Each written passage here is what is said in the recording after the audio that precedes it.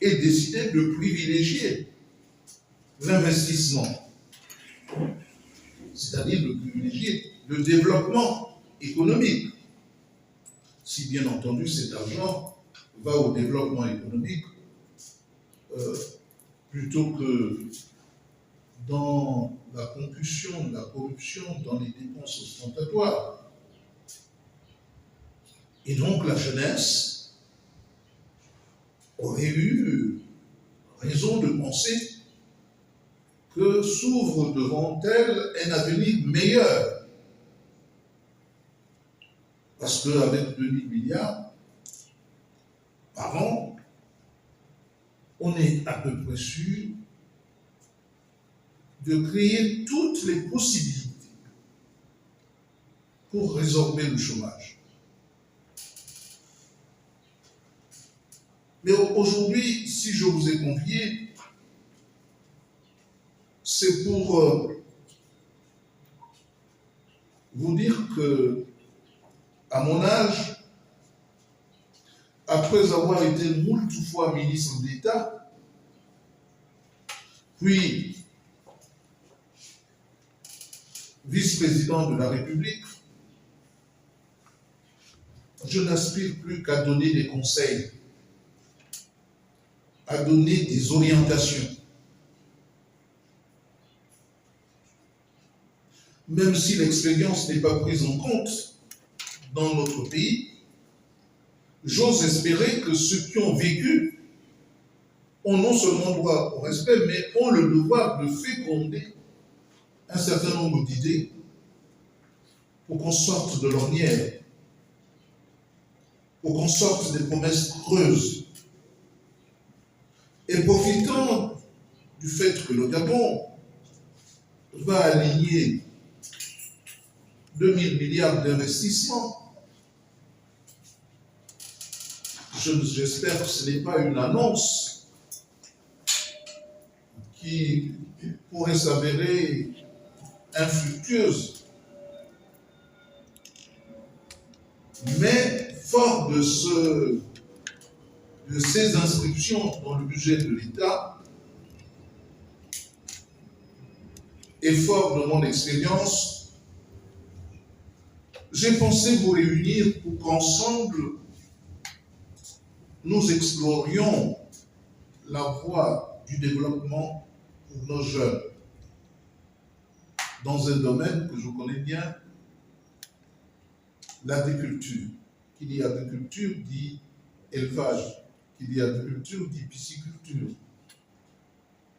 Parce que voyez-vous, comment comprendre que le Gabon, notre pays, connaisse autant de chômage, surtout en milieu rural, voire en milieu urbain, que les Gabonais viennent s'agglutiner à Libreville, surtout les jeunes, comme des moucherons autour des candélabres. Ils s'y grillent et meurent. N'ayant pas de quoi survivre, ils viennent accroître l'insécurité. Car ils sont obligés de vivre de rapine, de vivre de vol, et d'être à la merci de certains pour commettre des crimes, y compris dits abusivement rituels. On dit que ventre affamé n'a point d'oreille. À partir de ce moment, un jeune est à la merci de tout. On peut lui demander de ramasser les clés, il les ramassera forcément. Les jeunes filles se livrent à la prostitution tous les jours pour survivre. C'est des fléaux qui tuent notre jeunesse, mais qui dit tuer la jeunesse, dit tuer l'État. C'est-à-dire que nous sommes un pays sans avenir. Comment voulez-vous que dans un tel contexte, nous n'ayons pas honte quand nous allons demander aux jeunes Gabonais d'aller compétir avec d'autres jeunes africains?